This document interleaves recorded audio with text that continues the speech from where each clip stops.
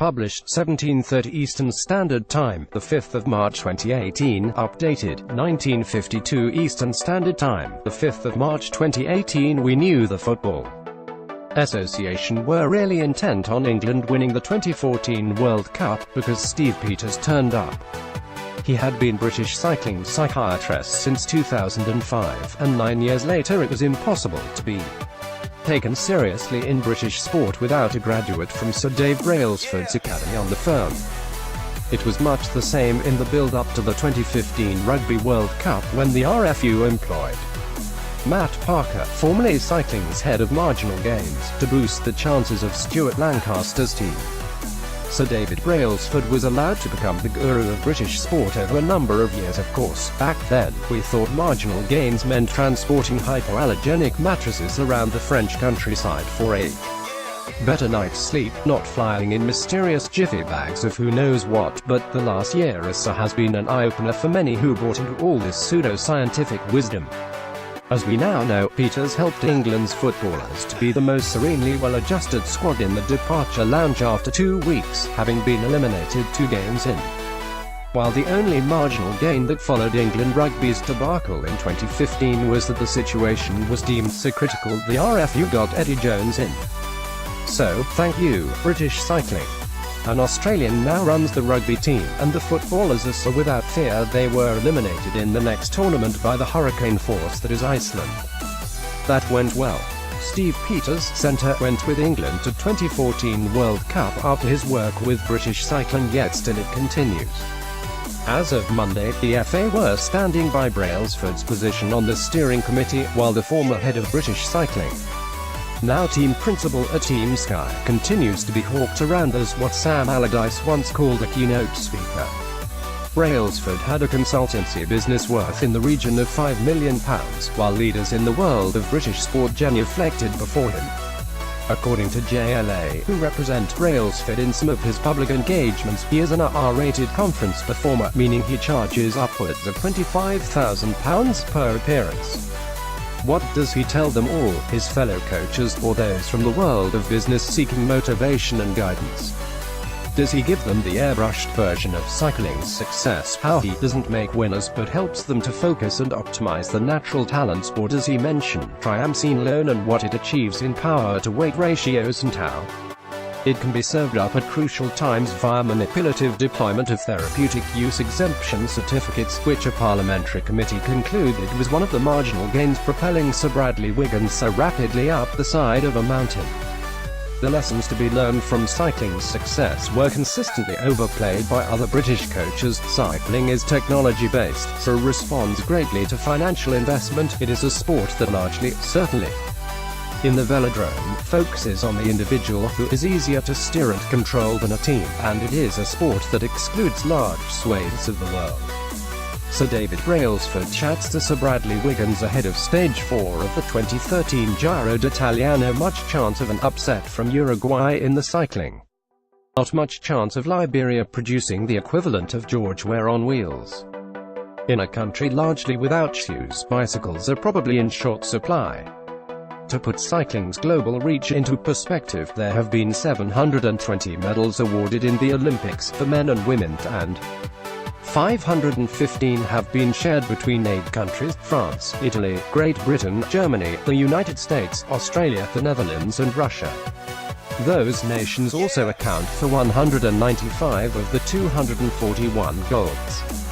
Compare this to, say, the 800 meters in athletics, where 14 distinct countries have won gold since 1964, including Mozambique, Kenya, Romania and Cuba.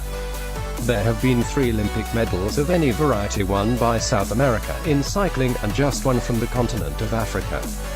That was claimed in 1912 by a South African called Rudolph Lewis. The fact he won the Iron Cross fighting for Germany in the First World War marks him out as rather atypical of the continent. So now we know even cycling's famous professionalism was a front for darker methodology. What does the wider world of British sport have to learn from Brailsford and his cohorts? By comparison to popular pursuits, cycling, or any niche sport like skeleton, really has it easy. There is a reason UK sport does not want to pump the precious money for medals into volleyball and basketball. Sports that are widely played around the globe make success an arduous, lengthy process. There were more members of the International Volleyball Federation in 1993 than members of FIFA. For Great Britain to have it tilt at the volleyball podium in 2020, therefore, would be as presumptuous as China imagining it might win the next Football World Cup. Gareth Southgate has opposition from countries no professional cyclist will ever venture to or compete against. England's World Cup group in Russia is Tunisia, Panama and Belgium. Lots of good cyclists in Belgium. Wiggins was actually born there because his father, Gary, was a professional cyclist. Tunisia and Panama, not so much. Tunisia sent one cyclist to the 2016 Olympic Games, Ali Nouashri, who did not finish the men's road race. He was only the second cyclist to have represented the country at the Olympics since 1960. Panama have never competed in cycling at the Olympic Games. British sport has pumped millions into getting athletes in a position to win medals. Success is easier to achieve, which is why it was identified by the British Olympic movement in the first place. Lots of medals, lots of opportunity, improves the more money you throw at it, relatively small pool of opponents. This takes nothing away from some hugely gifted, dedicated athletes. Victoria Pennington's work ethic, bravery and determination during her dalliance with National Hunt Racing marks her out as an exceptional competitor. Yet the marginal gains that will work so well for an individual in cycling will have considerably less impact in football, where the competition is greater and the variables considerable. And that is if everything is on the level. As we now know, with Team Sky, it often wasn't.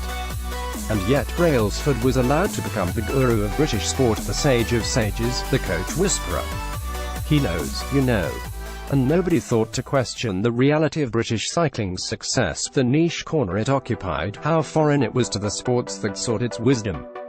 Even after the damning parliamentary report, the FA briefed that Brailsford was still the man part of a group gathered to enhance success, who advise on everything from tournament preparation to managerial appointments. What advice will he be giving, do you think? The stuff for public consumption at £25,000 a pop, or the real story? Available in Jiffy bags from good R-rated speakers everywhere. FFP, a tool for an inept club to attack ambitious rivals. What a wonderful irony that useless, underachieving championship clubs are now agitating behind the scenes to see if they can make trouble for Wolves over financial fair play, rather than run their own campaigns better, or with more ambition. They would rather the league clip the wings of the leaders, in the hope they can share the unearned bounty of a hefty fine. No complaints about another Chinese-owned championship club in the Midlands, though. Birmingham City, heading for relegation under the ludicrously named Trillion Trophy Asia Group. Trillion have more managers than trophies, with Gary Monk becoming the third this season.